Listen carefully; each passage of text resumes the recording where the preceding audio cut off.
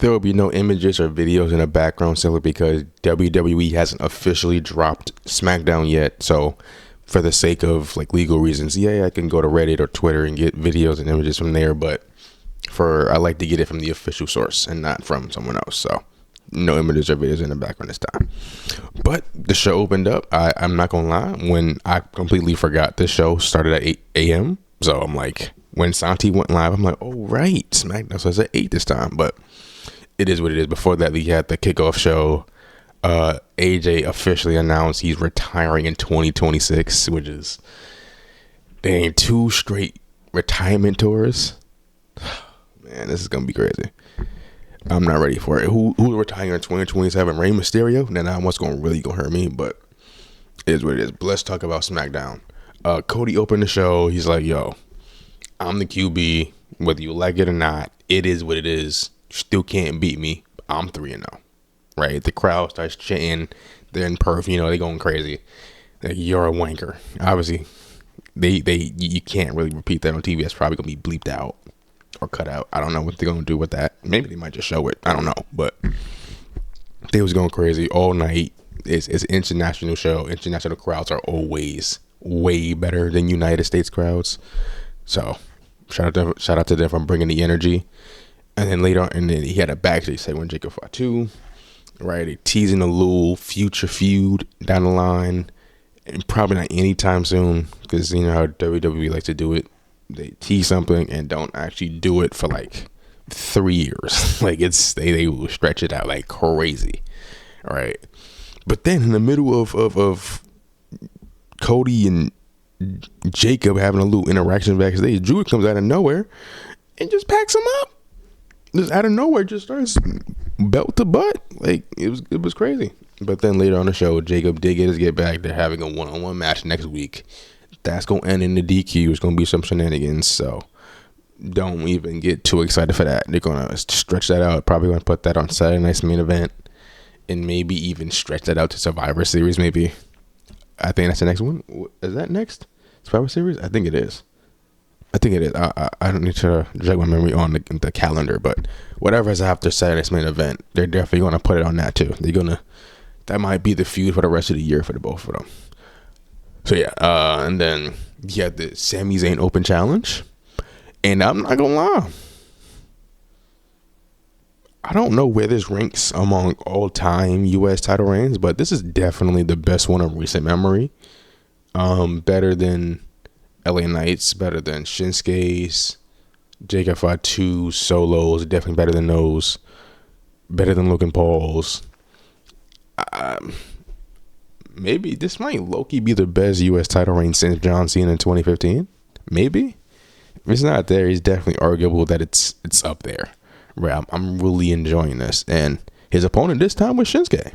And I'm not going to lie, I forgot he existed. I completely forgot he existed. He brought back his OG theme and not the little Fallen Samurai thing, which I enjoyed the gimmick. It's just he wasn't on TV when he had the championship. Right, he won it, and then he kind of just showed up like once every other month. Like, it was kind of crazy. But he's back. He got his OG theme back. He's not getting pushed. I've accepted that he's not getting pushed. He might win an IC title or US title, but he's never going to be a world champion. He's never going to be a main eventer.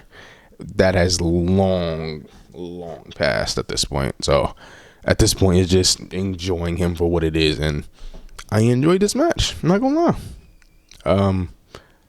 This match was good. I really enjoyed it, but the ending was really got me like not confused, but like, what's the word I'm looking for? I'm happy yet concerned. Right? You had the return of the MFTs. Right? You had everyone: Tama, Tongaloa, Jeff Cobb, Big Dude, Tala Tonga. There we go. And Solo, all 5 of them. And the part that had me concerned is, are they going to be booked the way they were last time? Right? They got the new Lou face paint. Right? That's cool. I liked it. I enjoyed it. It makes them look cooler. Right? Makes them stand out a little bit. But like last time they were here, they were booked like Disney villains. If you know, you know. And this time it's like, I don't know, something happens later on that might, have some loot, some good, what's the word I'm looking for? Good in the future, a bright future. There we go. But I'm not gonna lie, I'm kind of indifferent. I'm wondering, does Solo feud with Sammy, or do they feud with the thing they tease later? I don't know. Maybe they go for both. Maybe that could be the direction here. We'll see. But moving on, we had the little tag match between the two champs against Kiana and Julia, which clearly they were going to win, that the champions weren't going to lose. That wasn't going to happen. I'm just glad to see Julia interacting with the main eventers. I'm just glad to see that. Hopefully that leads somewhere down the line where she eventually wins the world title. Not anytime soon. Let her actually do something with the US title that she has first before moving her on to the main event scene. But definitely need to see her down there. But I gotta talk about this. I feel very strongly about this next point. The fall off of the SmackDown tag division needs to be studied.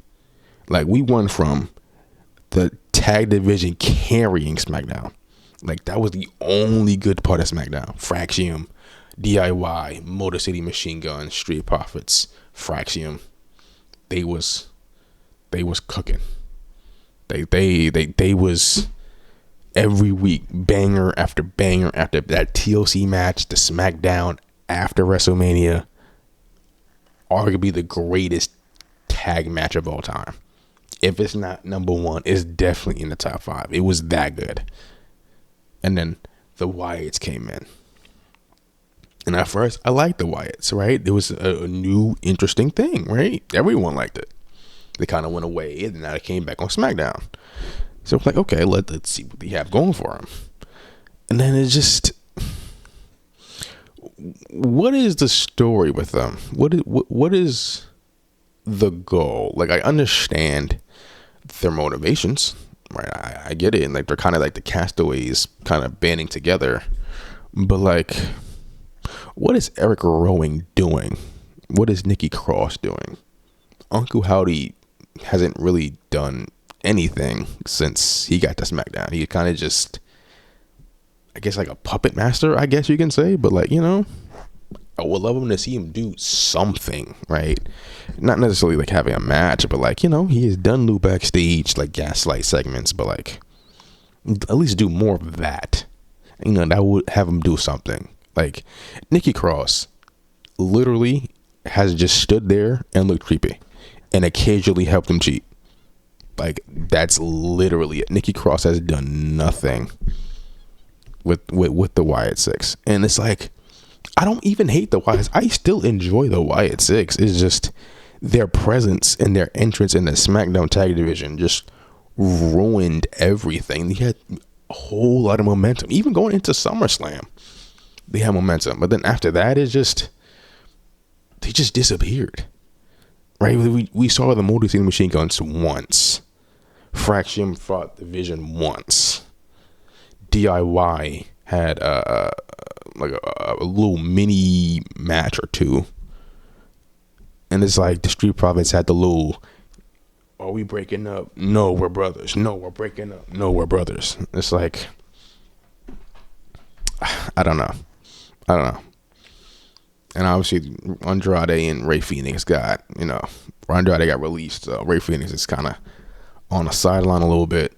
But it's like, I don't know. Like, you got to do something. Like, if you're going to build the tag division around the Wyatt Six, send at least like one or two of the teams to Raw or something. Because,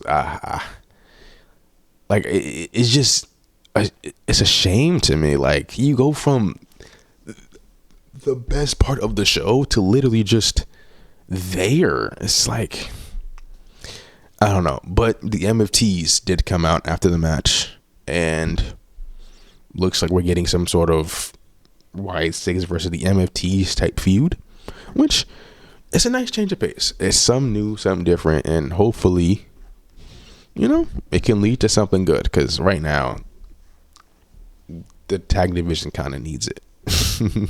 They kind of need it. Not gonna lie. But yeah, it's a shame. It's a shame. But in the main event, we had the last man standing match. It was fire, right? But then at the end, right, Zelina comes out and she's pleading, right? She's kind of like, don't hurt him. Like, it kind of came out of nowhere. Like, obviously, in real life, they're like husband and wife, right? But like in kayfabe, it kind of came out of nowhere. And Priest said, nah, I ain't worried about that. And Coulter tried to take the little strap off. He's getting ready to pack him up. But then out of nowhere, Aleister Black becomes a Kuma and starts throwing a freaking Hadouken at him straight to the face. I'm like, dang. And he just won the match. So I guess the feud is over between them. They could technically extend it for one more match. But like at this point, they've been feuding for what? 3 months? 2-3 months now? It's been a minute since they started feuding. I think it's time to go their separate ways. You know, just a nice little definitive end. No need to keep extending it at this point. Make both guys go their separate way. Maybe Priest is the next opponent for Cody. That could be the next direction they go. Because maybe Aleister Black is the next one to go for Cody. Right? He is a heel. It has a natural evolution. He won the feud. Cody needs something to do going into Saturday night's main event / whatever the next event is, Peely is. Maybe that's the feud. Aleister Black versus Cody. Maybe a little one-off. Maybe they do something else. I don't know what you can really do. Isn't too many people on SmackDown right now.